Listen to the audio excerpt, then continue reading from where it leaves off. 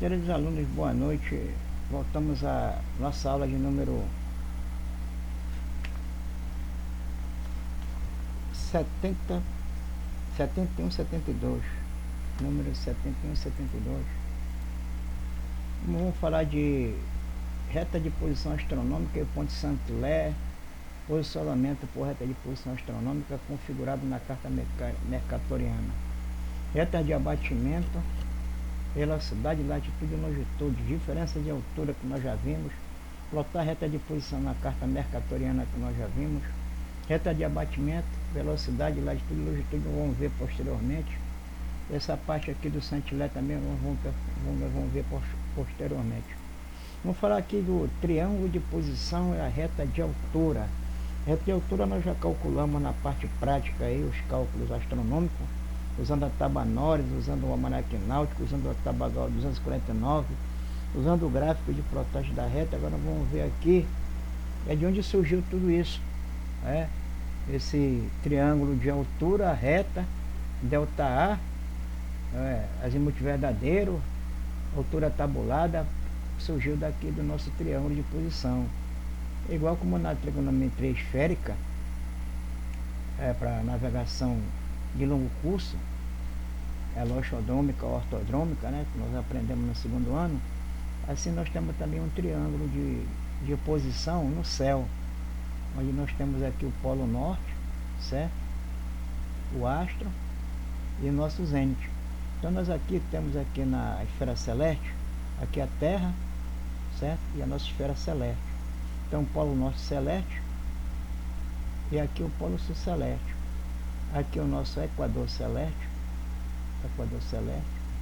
aqui o nosso horizonte celeste, e aqui o nosso zênite da posição do observador aqui na esfera terrestre, aqui o zênite na esfera celeste, e aqui a posição do astro no céu, que é o A, o círculo horário do astro, que passa aqui no astro, passa no polo, e aqui o nosso vertical do astro, que passa no horizonte e passa no zênite do observador.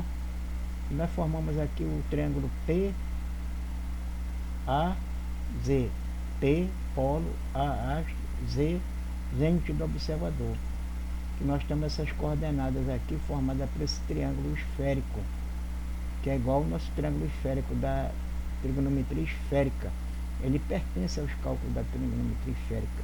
Então daqui que parte todos os cálculos de altura do astro, delta A, aí nossa distância polar, ângulo no zênite, ângulo no polo, a colatitude. Então desse triângulo que sai todos os cálculos da navegação astronômica. Então esse lado do triângulo chamado PA aqui, nós temos P menos 90 graus, que é justamente a nossa, aliás, esse PA, que esse lado do triângulo, é 90 menos a declinação, que é a nossa distância polar. A distância polar é o quê? 90 menos a declinação, desde que o astro esteja na mesma hemisfério que o observador. No caso aqui, equador celeste está tudo para o norte, o astro está ao norte e o Z está ao norte. Então aqui a distância polar é 90 menos a declinação. Se o astro estivesse aqui para o sul, aí a distância polar ia ser 90 mais a declinação. Aí o triângulo ia ser maior, aqui no caso ia puxar do polo, porque o zênite está para cá, o nosso polo elevado é o polo norte, o zênite já está para cá, e então o astro está aqui para baixo, então o triângulo ia ser aqui, um triângulo maior aqui, ser um triângulo já com a distância polar somada aqui, A declinação no astro, no caso aqui, seria sul, não norte, Então a declinação aqui no caso é norte do astro aqui. Então esse lado do triângulo, 90 menos a declinação, a distância polar. Esse lado do triângulo aqui, ZA, daqui para cá, do horizonte até o astro, nós temos aqui a altura do astro, que é a nossa altura verdadeira do astro aqui, certo? Então, daqui do zênite até o astro, nós temos a distância zenital Z, que é 90 menos a altura verdadeira, 90 menos a altura verdadeira. E daqui do polo norte celeste no caso, com relação até aqui a Terra, do polo até o observador, nós temos o quê? 90 menos latitude, porque a latitude vai do equador celeste, ou do equador da Terra, né, até o zênite do observador, até o zênite, então até o observador. Esse triângulo aqui, esse lado aqui do meridiano, é esse mesmo aqui, é o meridiano do observador, certo? Meridiano superior do observador e o meridiano do observador na Terra aqui, tem o mesmo ângulo.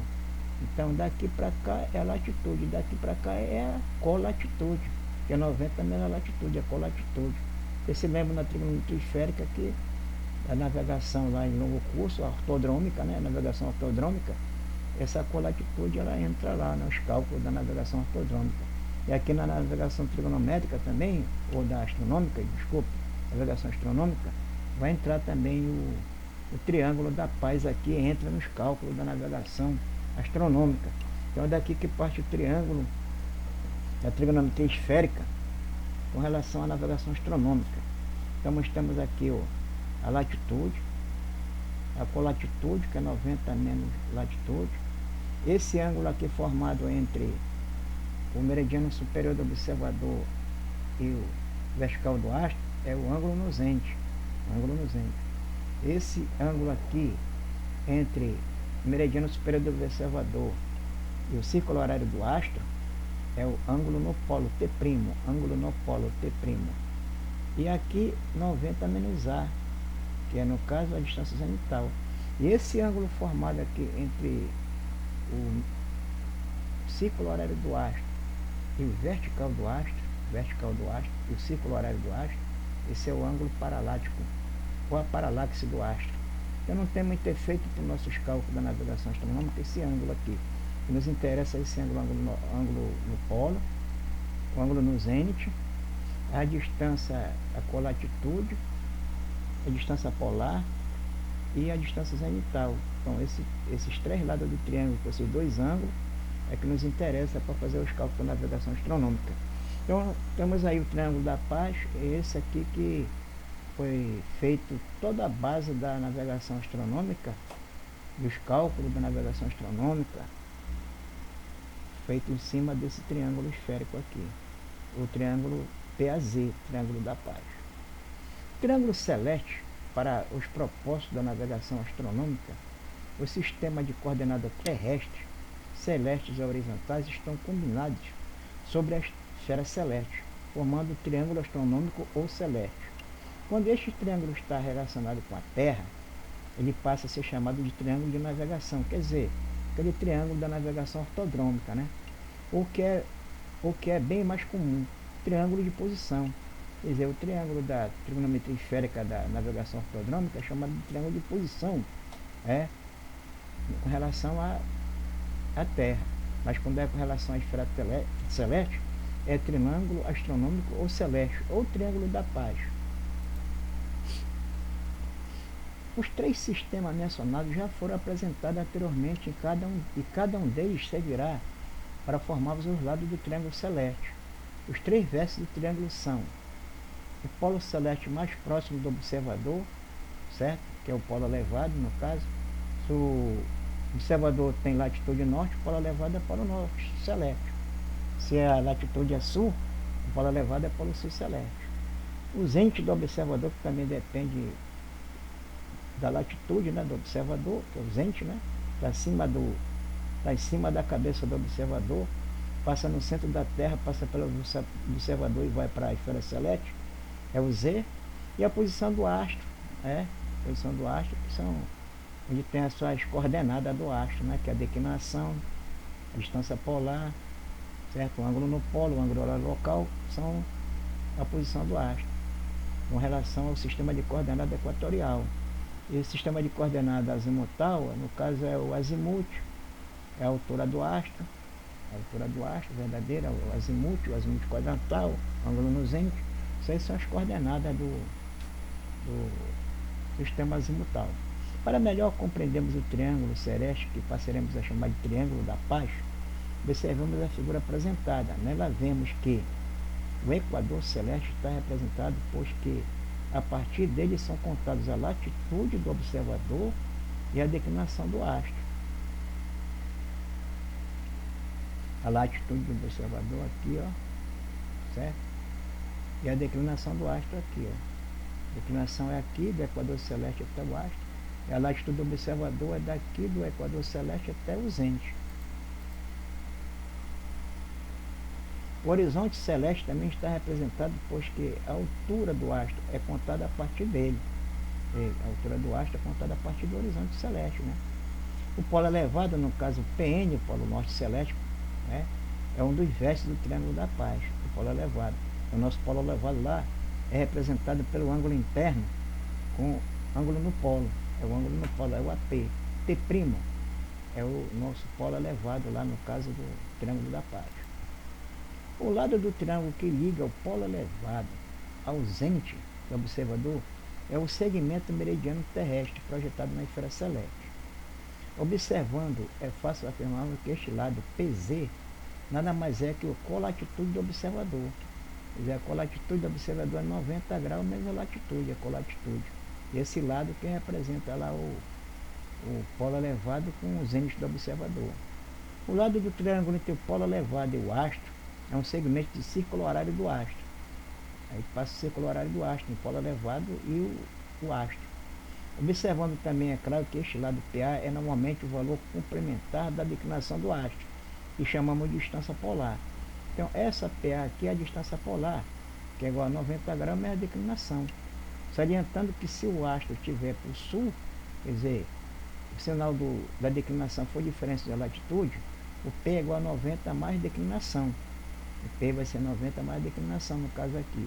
Se o astro estiver para o sul e o observador estiver para o norte, lá no hemisfério diferente. O lado do triângulo entre o zênite do observador e a posição do astro é um segmento do ciclo vertical do astro. Então, esse segmento vertical do astro nada mais é que a distância zenital, que é 90 graus menos a altura do astro. Distância zenital, 90 graus menos a altura do astro. Observando, podemos dizer que estes segmentos representam o valor complementar da altura do astro, que é chamado de distância zenital, ou seja, a Z é igual a 90 graus menos A. Então vamos representar o AZ aqui, no caso, com Z, um Z grande, né? Z é igual a 90 menos, lá no nosso cálculo da navegação astronômica, né? No nosso cálculo do dia a dia aí, das nossas aulas. E a Z é a distância zenital.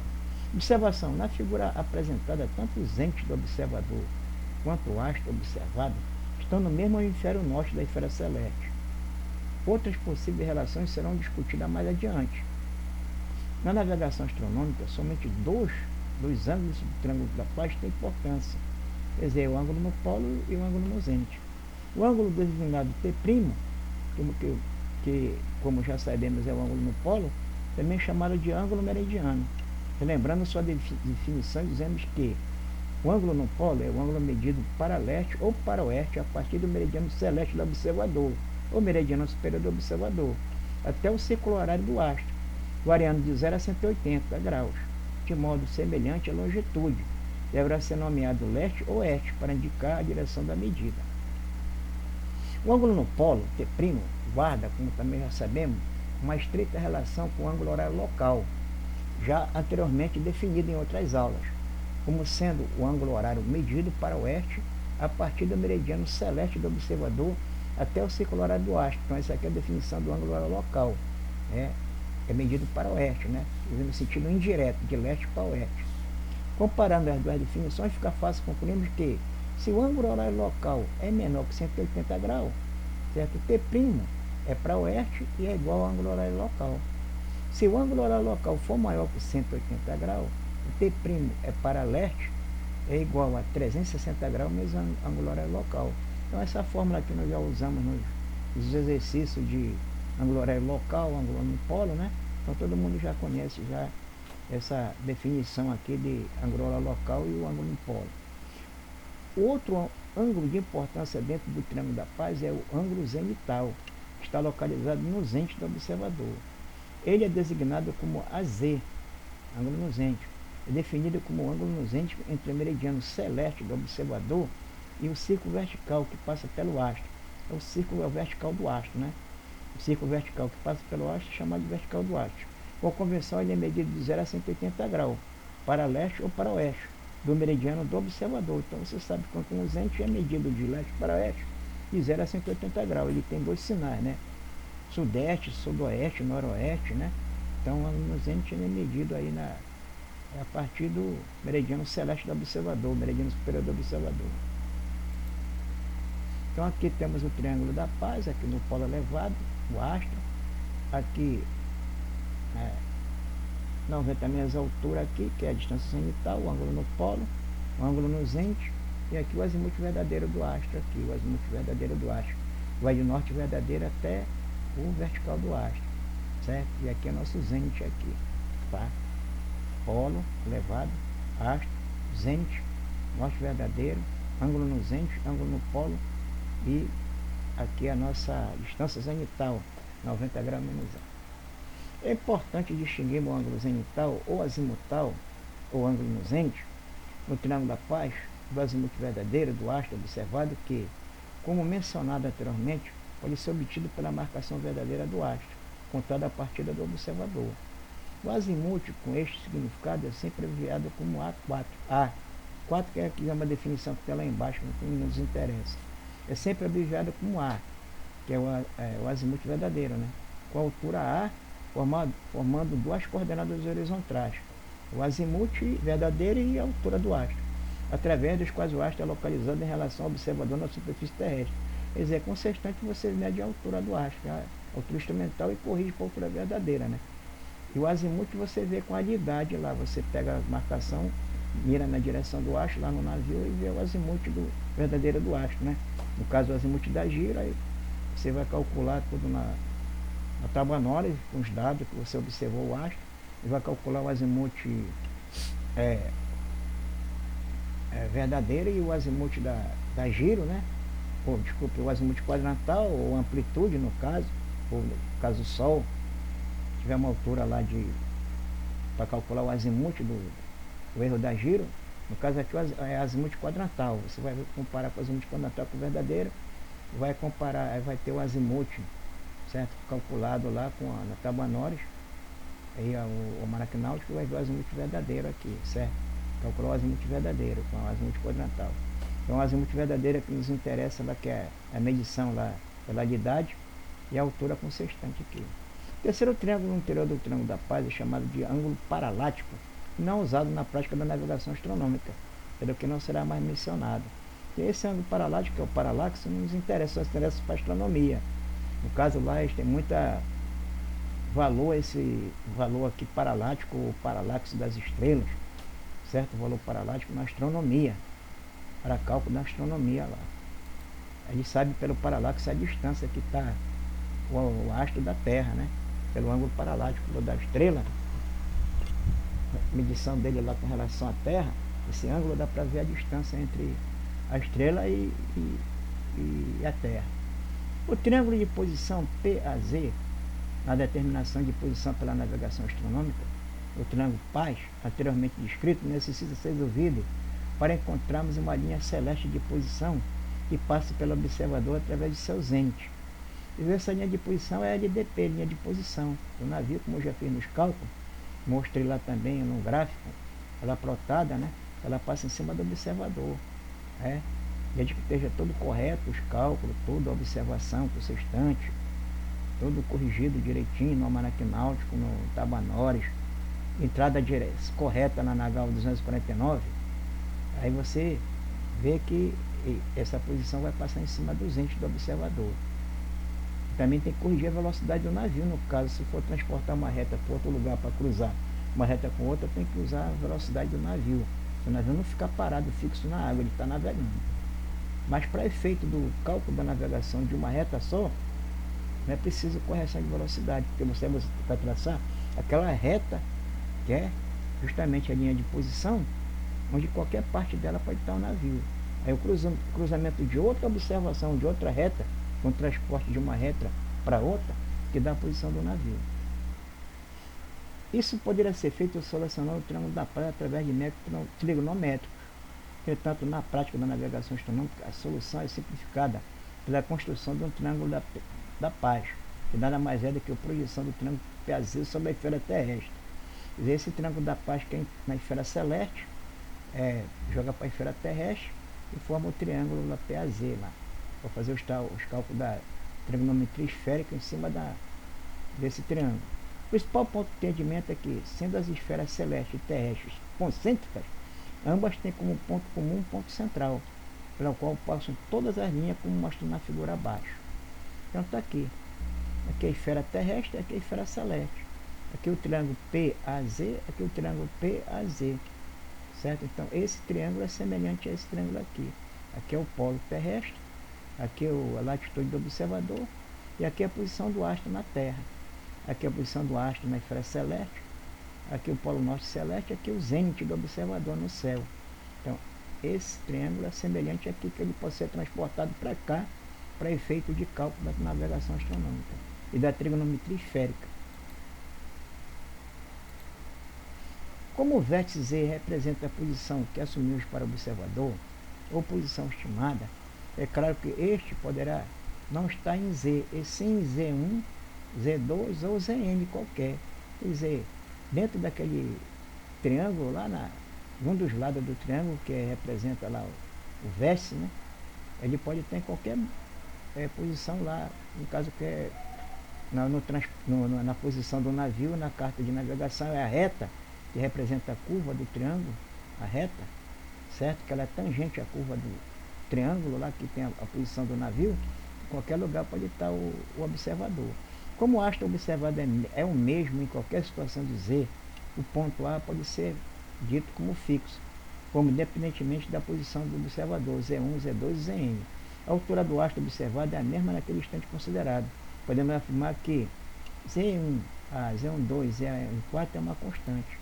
No caso aqui, ó, está mostrando aqui que aqui é o polo celeste, aqui o astro, né, transportado para a Terra, o triângulo, e aqui os triângulos formados aqui entre Z2, ZN1, ZN1, Z1, o astro é um triângulo, o Z2 e o astro é outro triângulo, que isso aqui é o transporte dele para cá, e Zn e o A é outro triângulo. Então esses triângulos aqui são constantes. Ele quis mostrar aqui nessa constante, aqui nessa fórmula, que Z1A, Z2A e ZNA é uma constante. Então aqui faltou colocar aqui no desenho o Z1 aqui, Z1A, Z2A e ZNA é uma constante aqui, certo? Esse círculo aqui desses triângulos, a altura do astro é constante. Então forma esse círculo aqui com relação ao ponto central fixo, que é o astro, certo? Então aqui esse círculo vai passar o que? A reta de posição, a LDP, linha de posição do navio. Onde está o navio aqui. E aqui é que está o Z, que é o zênite do observador. O que nos permite concluir facilmente que o lugar geométrico das possíveis posições do observador, ou seja, de Z, linha, é um círculo de posição que tem como centro a posição geográfica do astro. E como raio, o valor 90 menos A. Quer dizer, o raio, o círculo, onde tem PG como centro, que é o astro, aqui PG é o centro, certo? Então esse raio de círculo aqui, esse raio aqui pontilhado, nada mais é que a distância zenital, é 90 menos a altura, a distância zenital. Então o raio é a distância zenital, certo? Resta vermos o terceiro vértice do triângulo PAZ, que é o polo elevado do observador, ou seja, aquele que está mais perto do ponto Z. Por outras palavras, o polo elevado é sempre assim, aquele acima do horizonte do observador, o que permite concluirmos que a posição assumida do observador e seu polo elevado estarão sempre no mesmo hemisfério terrestre. A posição do observador e seu polo elevado estarão sempre no mesmo hemisfério terrestre, é claro. Se a minha posição é sul, então meu polo elevado é sul, certo? Se o meu polo norte, se a minha latitude é norte, o meu polo elevado é norte. Não pode eu estar com latitude norte e meu polo elevado ser sul. Não pode, tem que ser a mesma coisa, certo? A posição geográfica do astro poderá estar no mesmo hemisfério ou não. Se o astro ele pode estar no hemisfério norte ou sul. Não vai alterar em nada no cálculo da navegação astronômica, mas o observador não pode estar em polo elevado diferente da latitude do observador. Tem que estar na mesma posição, no mesmo hemisfério. Tanto o polo como o observador tem que estar no mesmo hemisfério. Isso nos leva imediatamente a considerar que a distância polar poderá ser maior que 90 graus, quando o astro tiver declinação do nome contrária à latitude. Declinação do nome contrária à latitude. Quer dizer, quando tem o mesmo nome, quer dizer, a mesma latitude, o mesmo sinal da latitude, a distância polar é 90 graus menos a declinação. Mas quando tem um número oposto, latitude diferente da declinação, aí a distância polar é 90 mais a declinação. A posição geográfica é também chamada de ponto subsolar. Quer dizer, a posição geográfica é chamada de ponto subsolar se o astro observado é o Sol. De ponto sublunar, se o astro for observado for a Lua. Ou de ponto subestelar, se o astro observado for a estrela. Ou genericamente de ponto subastral. No caso, está mostrando aqui essa posição aqui do astro com relação, é chamada de, por exemplo, estrela subestelar. Então esse ponto é chamado aqui, essa projeção aqui na Terra, de ponto subestelar. Isso que ele quis mostrar aqui nessa definição aqui embaixo, aqui, ó. A posição geográfica é também chamada de ponto subsolar, se o astro que está no céu, na esfera celeste, transportado para a Terra, parte geográfica, chamado ponto solar. Se for a Lua, sublunar. Se for as estrelas, subestelar, ou ponto subastral.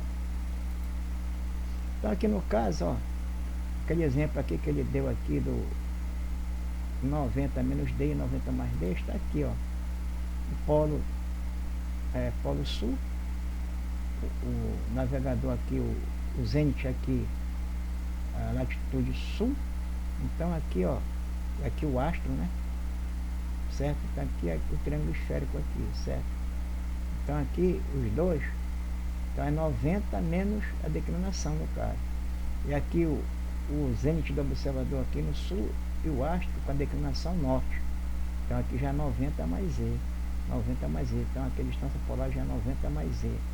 Ou 90 mais a declinação. 90 mais a declinação. A distância polar. E aqui é 90 menos a declinação. A distância polar aqui. 90 menos a declinação. 90 menos a declinação que está para cá para o sul. E a declinação que está para o norte. Então aqui é 90 mais esse pedaço aqui da declinação aqui. É claro que as posições assumidas pelo observador e a exposição geográfica do astro são ilimitadas. Existe um número infinito de formas possíveis para o triângulo de posição. Quanto aos lados do triângulo PAZ, por serem projetadas do triângulo PAZ, já sabemos que representarão respectivamente. PA é a distância polar do astro observado. PZ é a colatitude do observador no instante da observação. E AZ é a distância zenital do astro observado ou a coaltura. A reta de altura, como já sabemos, o vértice Z de PAZ representa uma posição estimada do observador, chamamos de posição assumida. Latitude assumida e longitude assumida, como usei lá nos cálculos lá de navegação astronômica lá, na reta de altura do Sol. Eu assumi uma latitude assumida e a longitude assumida. A latitude assumida lá no cálculo foi 1 grau norte e a longitude assumida lá foi 45 graus e 20 minutos oeste, para fazer a reta de altura do Sol, né, no caso lá, para o instante da observação. Então todo tempo nós temos que usar, a não ser outro cálculo que tem com a posição Saint-Hilaire, que você assume a latitude estimada e a longitude estimada do navio, a latitude e a longitude estimada do navio. Mas nesse caso aí da reta de altura, como foi calculado com a HO 249, a gente tem aqui já essa posição assumida aqui de latitude assumida e longitude assumida, para essa tábua HO 249. Como vimos anteriormente, Zn e a linha é uma constante. Assim teremos um círculo de posição com centro em A, e cujo raio seria de 90 graus menos a altura verdadeira do astro. Quer dizer, então essa 90 graus menos a altura verdadeira do astro é a distância zenital. Então o raio do círculo em cima do astro projetado na Terra, o raio é distância zenital. Ocorre que muito raramente poderemos plotar em nossas cartas náuticas um círculo de posição.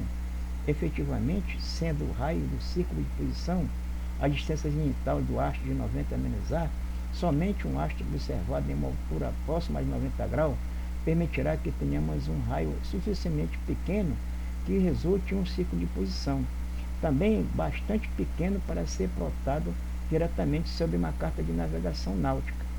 Quer dizer, quando o astro está próximo de 90 graus, né, de altura, no caso próximo do zênite, o raio, que é a distância zenital, vai ser pequeno, que não dá para plotar na carta de... Então é um tipo especial de cálculo, chamado de círculo zenital, que você cruza vários círculos, 3 círculos, você vai pegar 3 círculos, 3 alturas do Sol, os 3 círculos cruzar, esse cruzamento desses 3 círculos dá um triângulo, aí nós vamos achar a bissetriz do triângulo que está o navio, na bissetriz, no cruzamento da bissetriz desses 3 círculos, que formam um triângulo, é a posição do navio. Então, quando o Sol está próximo de 90 graus, ou próximo ao zênite, na passagem meridiana, no caso, né, você vai ter uma círculo zenital. Isso quando a declinação do astro está quase igual próxima à latitude do observador. A declinação do astro é próxima à latitude do observador, que é outro caso que nós vamos ver na frente lá. Então aqui no mapa, você vendo aqui a projeção do astro na Terra, né? Certo? Tá? Com 5 graus sul, 15 graus oeste de longitude, né? O astro. Você pode botar o astro lá aqui na Terra, no caso usando lá as coordenadas celestes, né? No caso o ângulo horário grande lá e a declinação do astro, né? Como se fosse a esfera celeste aqui, mas aqui é a carta de navegação. Aqui só para um exemplo, isso aqui. Está demonstrando que você não, que o arco, o ciclo que é projetado na Terra é tão grande que não interessa para nós esse ciclo ser projetado na carta náutica. Entendeu? Porque aqui a distância é muito grande, aqui no caso do raio, né? É dependendo da altura do Sol com relação ao horizonte. Então aqui, ó, ciclo de posição para um astro com cerca de 5 graus de altura. Quer um astro com cerca de 50 graus de altura, plotado em uma carta de Mercator. 50 graus de altura, você vai pegar lá 90 graus, né? Que é o zênite, menos 50 graus de altura, vai dar uma distância zenital de 40 graus. 40 graus multiplicado por 60, que 1 grau é 60 minutos, né? Aqui vai transformar em milha, 2.400 milhas, quer dizer, esse círculo aqui de posição, onde deverá estar o navio, está 2.400 milhas aqui do astro. Aqui a distância aqui é o azimuth do astro, né? E aqui o nosso distância zenital aqui. Então isso aqui se chama o triângulo de posição, aqui é o círculo de posição, onde deverá estar o navio. Mas o que interessa para nós aqui no caso, nos cálculos do triângulo de posição, é só um segmento desse círculo aqui pequeno, que é pode ser traçado na carta náutica. Para uma melhor ideia do tamanho do raio de um círculo de posição, exemplificamos com uma altura de 50 graus, ou seja, uma distância zenital igual a 40 graus, que corresponde a um raio de 2.400 milhas náuticas. Se tivermos uma altura de 20 graus, teremos um raio de círculo de posição 4.200 milhas náuticas. Quer dizer, quanto menor a altura do astro, maior vai aumentando o raio da distância zenital, né? Assim é lógico que uma carta que permitisse o traçado de raio dessa grandeza teria que ter uma escala tão pequena que não permitiria termos nenhuma precisão na determinação da nossa posição no mar, que não podemos aceitar na prática da navegação. Por outro lado, na prática da navegação, o que nos interessa em um ciclo de posição é a sua porção que está na vizinhança da posição estimada. É a parte pequena da porção do círculo que nos interessa. Dali nós vamos traçar a reta de altura que passa tangenciando a essa porção aqui. Assim poderemos considerar o círculo de posição somente um pequeno segmento circular. Esse segmento circular é que traça a reta de posição do astro perpendicular ao azimuth, certo? A partir da posição estimada ou assumida do navio, como na maioria das observações astronômicas. O raio de círculo de posição é muito grande, pequeno segmento circular que nos interessa.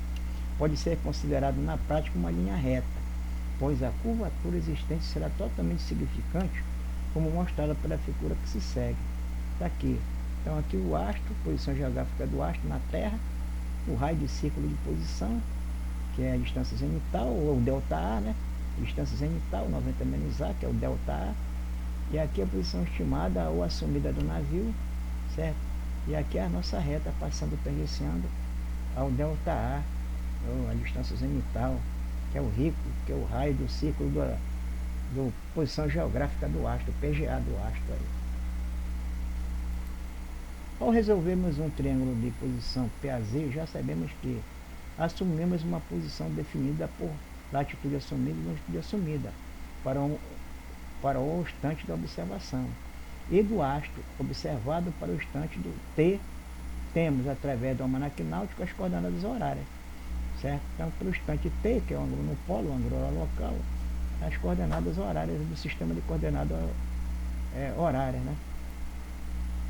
Com estes elementos, quais sejam latitude assumida, longitude assumida, o ângulo horário local e declinação do astro, consultamos uma tábua de navegação, que é a tábua, o almanaque náutico brasileiro, o HO 249, que nos informará uma altura tabulada, que é a HO 249, e o azimuth tabulado, que é o ângulo no zênite lá, o azimuth tabulado.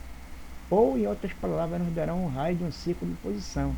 Esse raio de círculo de posição é o ΔA, que é a distância zenial de um astro, né? O ΔA. A diferença entre a altura verdadeira e a tabulada dá o ΔA, que é a distância zenital. É a direção do centro, do centro deste círculo, a partir do ponto definido pela nossa posição assumida.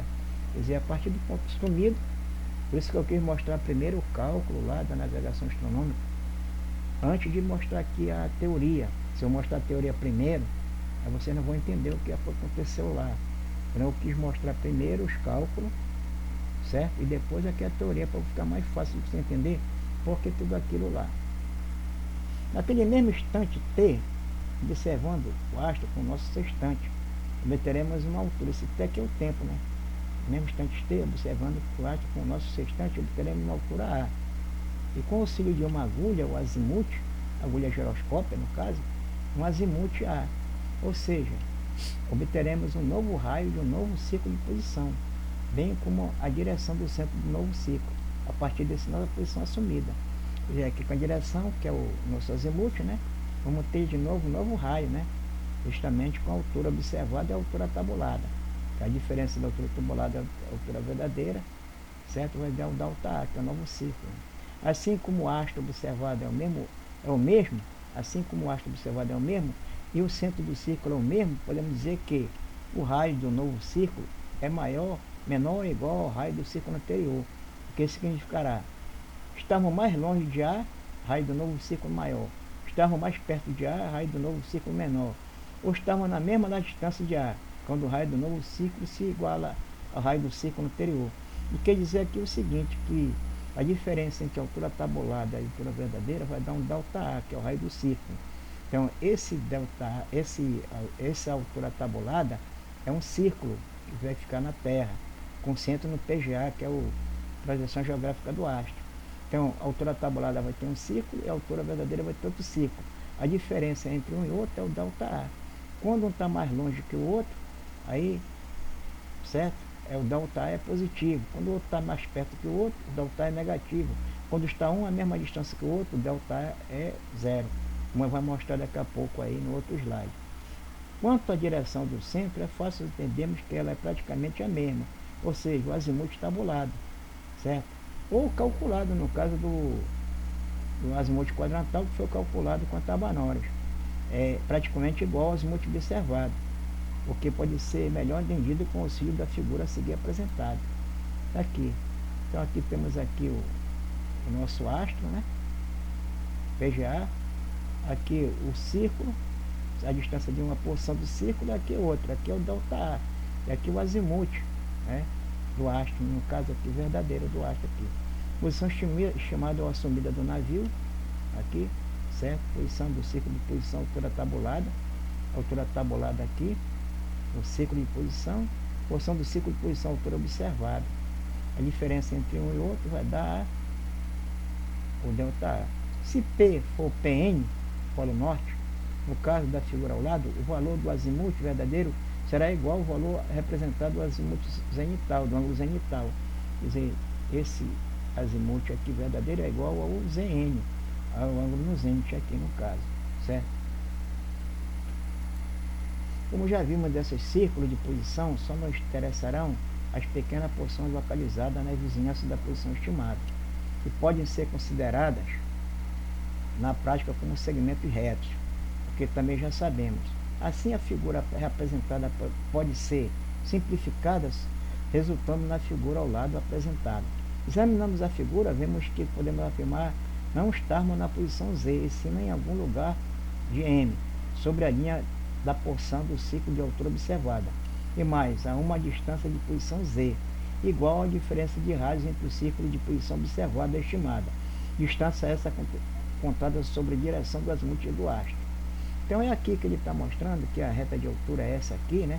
E aqui é o delta, aqui é a altura verdadeira, aqui é o ponto da altura tabulada.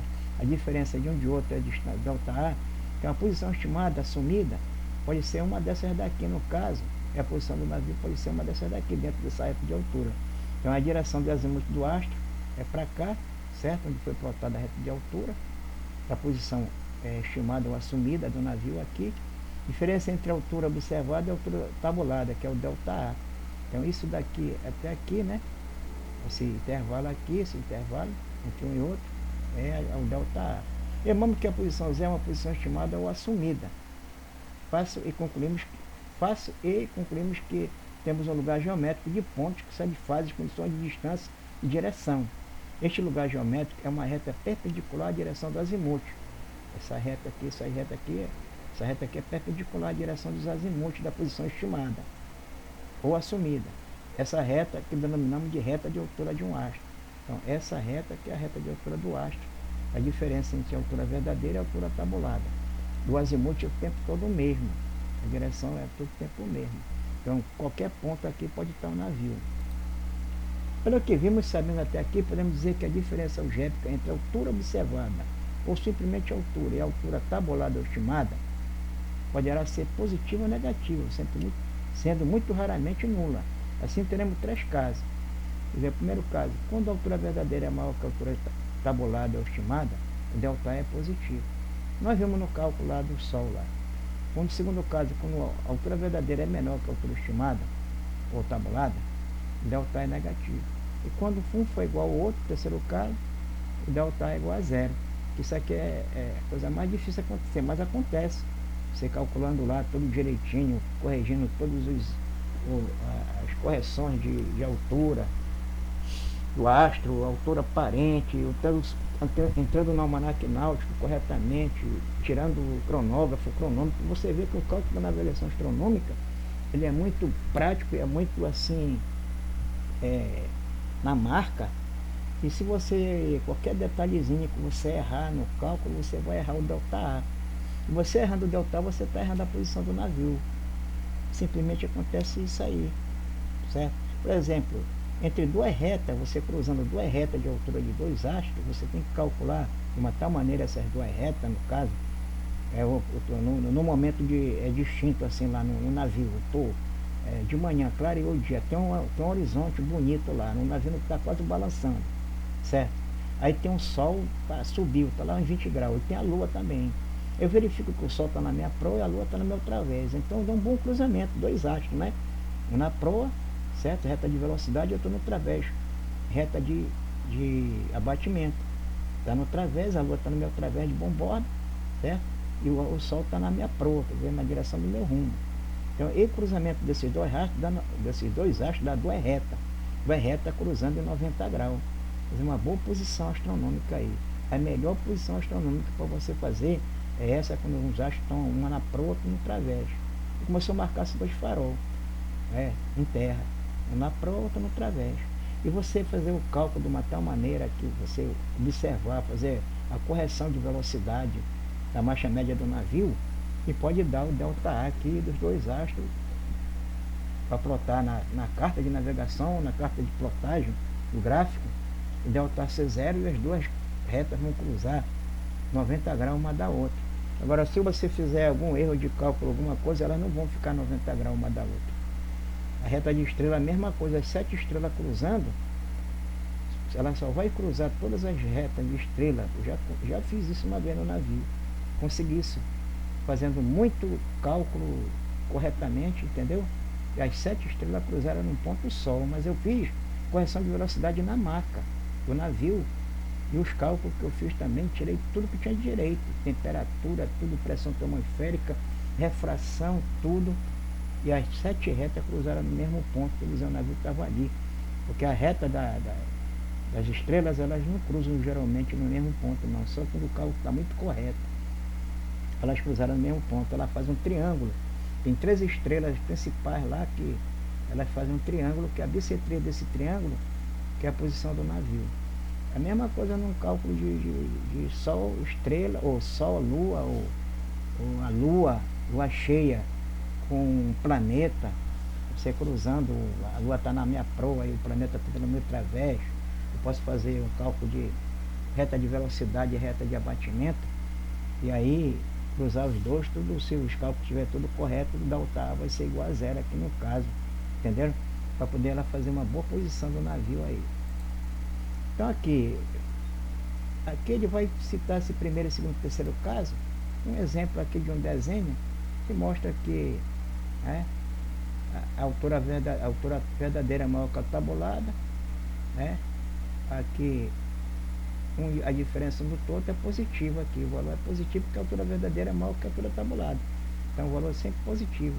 Então aqui no gráfico ele mostra que a altura verdadeira é a altura tabulada, a altura verdadeira aqui é maior que a altura tabulada aqui, ó, aqui no desenho. Então essa diferença da altura tabulada, da altura verdadeira da altura tabulada, aqui, é positiva, porque essa aqui, essa altura aqui, esse ângulo aqui é maior que esse. Então ele está mostrando aqui esse primeiro caso, certo? Nesse desenho aqui. E o azimuth o tempo todo aqui, ó. E a direção, se é positivo, certo? Então a direção do delta A vai ser na mesma direção do azimuth. O azimuth vai do norte verdadeiro até o astro, né? Azimuth verdadeiro até o astro. É o mesmo ângulo aqui, ó, até o astro. É o mesmo ângulo esse, é o mesmo ângulo esse aqui, certo? No outro sentido, quando a altura verdadeira é menor que a altura tabulada, então a altura verdadeira é menos a altura tabulada, o valor é negativo. Aí o valor negativo, então delta A é esse aqui, e a direção do delta A vai ser invertida em relação ao azimuth do astro, o azimuth verdadeiro do astro, certo? É para lá, é para cá, então a distância vai ser, aliás, a distância do delta A vai ser invertida, vai ser no valor negativo, né? Do delta A e aqui no caso, quando os dois valores são iguais, a altura verdadeira é igual à altura tabulada, que é o caso difícil de acontecer, né? Que o delta A é zero. Então as duas curvas, né? De distância azimutal, no caso do delta A, da altura, o raio, né? Vai ser um em cima do outro. Aqui então a reta vai estar corretamente em cima do navio, no caso, certo? Então é isso que ele quis mostrar aqui. Finalmente é oportuno relembrarmos que a posição assumida é uma posição meramente auxiliar na determinação de uma reta de altura, e essa por si só não nos permite chegar à posição verdadeira. É necessário que tenhamos no mínimo 2 retas de alturas distintas para que possamos, através do cruzamento delas, determinar as coordenadas de um ponto, latitude e longitude, que serão as coordenadas da posição astronômica observada. Quer dizer, a posição astronômica observada é o cruzamento de 2 retas de altura de 2 astros, certo? 2 astros. No caso do Sol, como só tem um Sol, né? Então nós vamos fazer uma reta de manhã e outra reta lá na passagem meridiana, para transportar a reta da manhã para cima da passagem meridiana, e o cruzamento dessas 2 retas é uma posição astronômica observada. Então durante a navegação, na parte da manhã, quando não se tem GPS, nós temos uma reta da manhã e outra meio-dia, próxima de meio-dia lá, que é a reta da passagem meridiana. É o cruzamento dela com a outra reta da manhã com a reta da passagem meridiana, é a posição astronômica do navio. Então é o meio-dia, todo dia nós tínhamos, durante a navegação ao longo curso, a posição do navio ao meio-dia. Nessa hora também que a gente mandava, através, naquela época antiga, com o telegrafista a bordo, o radiotelegrafista, passava as informações para a empresa da latitude do navio ao meio-dia, próximo de meio-dia, o ETA do navio no próximo porto, a distância navegada, consumo de combustível, tudo isso passava dependendo dessa posição ao meio-dia observada aqui. E com isso nós terminamos a nossa aula. Obrigado a todos aí, até a próxima.